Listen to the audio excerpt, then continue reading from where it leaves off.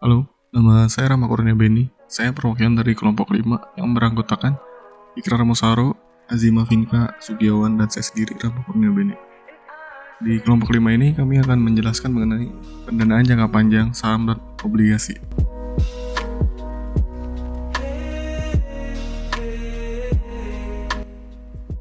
Pertama-tama, mari kita membahas mengenai pendanaan jangka panjang. Pendanaan jangka panjang adalah pendanaan untuk memenuhi kebutuhan perusahaan yang pengembaliannya dalam jangka waktu yang lama dan manfaat yang akan dirasakan dalam waktu yang lama juga. Terdapat berbagai jenis sumber dana jangka panjang yang tersedia bagi perusahaan, seperti misalnya long term debt, saham preferred, dan saham biasa. Utang jangka panjang ini dapat diperoleh melalui pinjaman di bank atau dengan cara menjual obligasi.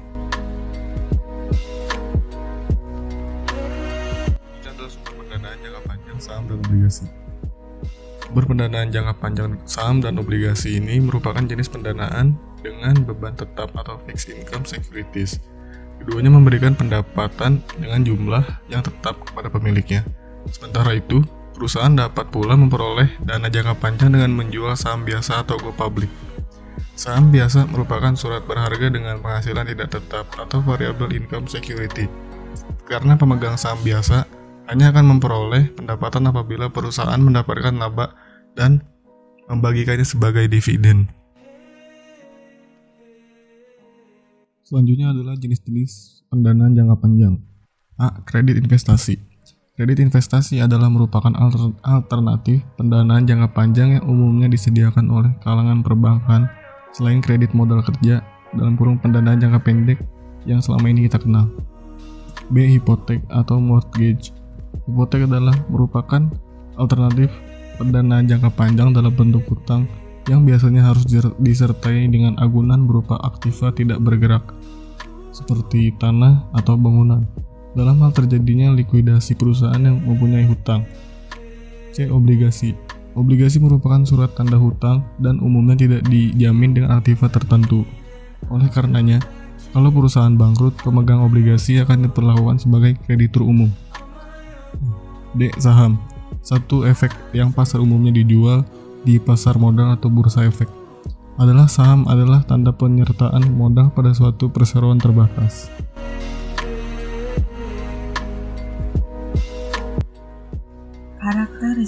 Karakteristik pendanaan jangka panjang yaitu cepat, fleksibel, dan biaya yang rendah.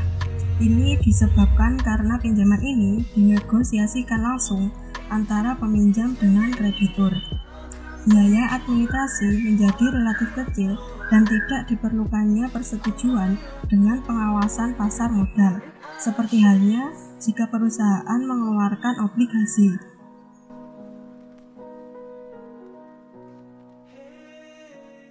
Manfaat pendanaan jangka panjang.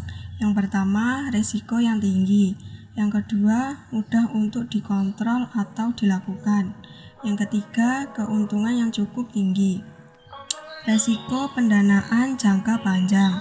Yang pertama, adanya resiko penurunan nilai saham.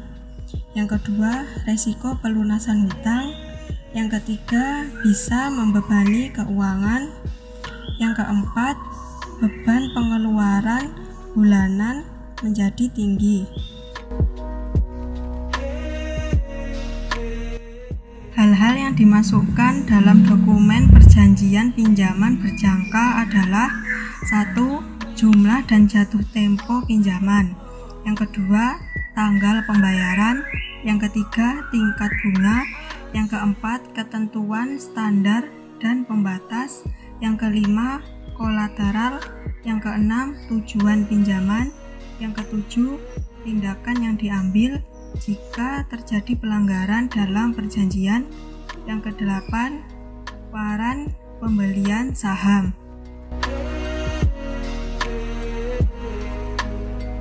Pemberi pinjaman berjangka lembaga keuangan utama yang memberikan pinjaman berjangka pada perusahaan adalah 1. Bank komersial, 2. Perusahaan asuransi, 3. Lembaga pensiun, 4. Perusahaan pengembangan regional, 5. Lembaga pembiayaan kecil, 6. Perusahaan investasi kecil, Ketujuh, perusahaan keuangan komersial. Obligasi adalah surat utang yang diterbitkan oleh pihak yang berutang kepada pihak yang berutang. Jadi obligasi termasuk dalam surat berutang jangka menengah panjang. Obligasi terdaftar dalam bursa efek seperti saham, sukuk, efek beragun, aset, dan investasi real estate. Sekuritas yang menunjukkan pemilikan suatu perusahaan yaitu dalam bentuk saham, dan yang menunjukkan tanda hutang dan emiten yang menerbitkan sekuritas tersebut. Bentuk kedua ini disebut sebagai obligasi. Karakteristik obligasi. Karakteristik yang pertama, 1. Obligasi dengan tingkat bunga tetap atau fixed rate bond. Jenis obligasi yang sederhana adalah obligasi yang menawarkan bunga disebut coupon tetap selama jangka waktu obligasi tersebut. Bunga yang dibayarkan mungkin dilakukan setahun sekali, tetapi mungkin juga dilakukan setiap semesteran atau setiap triwulan. Yang kedua, obligasi dengan tingkat bunga mengambang atau floating rate bond. Obligasi yang menawarkan suku bunga yang mengambang seperti biasanya ditawarkan sebesar persentase yang tertentu. Di atas suku bunga deposito mungkin juga dilakukan kombinasi dengan suku bunga tetap. Yang ketiga, obligasi dengan tingkat bunga 0 atau zero coupon bond atau juga disebut rate discount. Obligasi yang jenis dijual dengan diskon pada awal periode dan kemudian dilunasi penuh sesuai dengan nilai nominal pada akhir periode.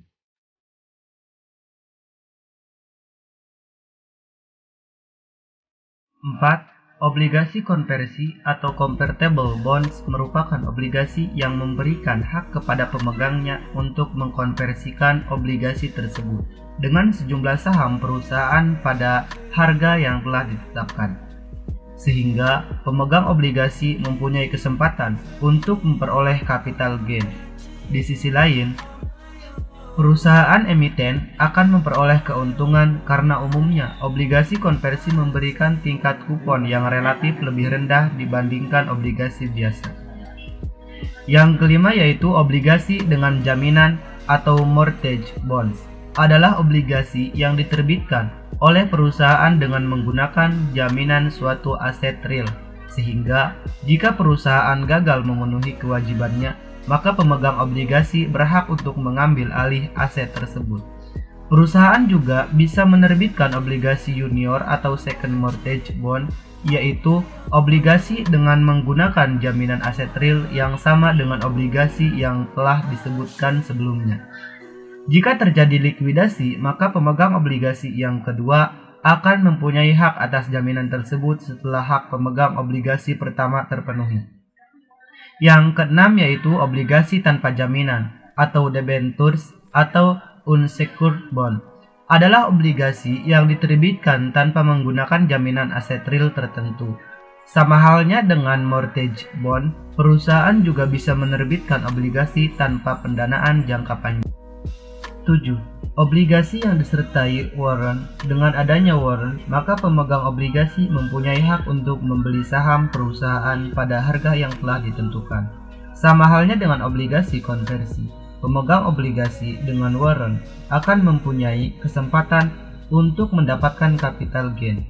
Jika harga saham mengalami kenaikan, emiten juga akan memperoleh keuntungan dengan memberikan tingkat kupon yang lebih rendah. Karena pada umumnya, obligasi konversi dan obligasi dengan warrant memberikan tingkat bunga kupon yang lebih rendah dibandingkan dengan obligasi biasa. 8. Putable bond adalah obligasi yang memberikan hak kepada pemegang obligasi untuk menerima pelunasan obligasi sesuai dengan nilai dari sebelum waktu jatuh tempo. Putable bond akan melindungi pemegang obligasi terhadap fluktuasi tingkat bunga yang terjadi. Jika tingkat bunga pasar mengalami kenaikan dan harga obligasi akan mengalami penurunan, maka pemegang obligasi mempunyai hak untuk meminta pelunasan perusahaan, sehingga Pemegang obligasi tersebut dapat menginvestasikan kembali dananya pada tingkat bunga yang sesuai dengan tingkat bunga pasar yang berlaku. Adapun resikonya, resiko obligasi. Berikut ini beberapa kekurangan obligasi sebagai investasi yang perlu kita pertimbangkan sebelum membeli investasi dari surat utang. Yang pertama yaitu resiko likuiditas.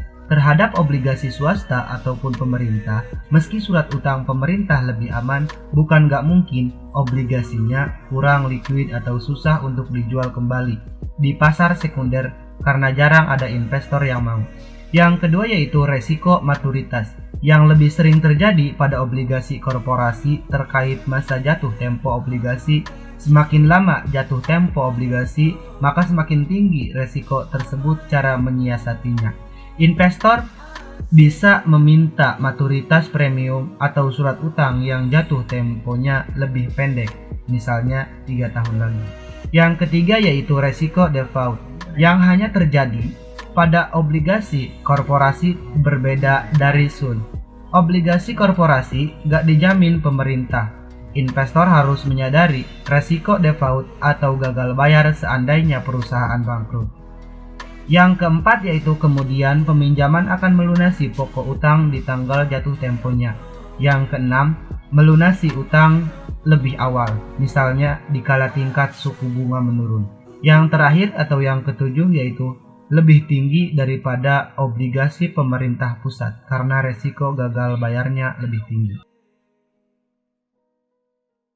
Sekian penjelasan dari kami mengenai pendanaan jangka panjang saham dan obligasi. Mohon maaf bila ada kekurangan. Terima kasih. Wassalamualaikum warahmatullahi wabarakatuh.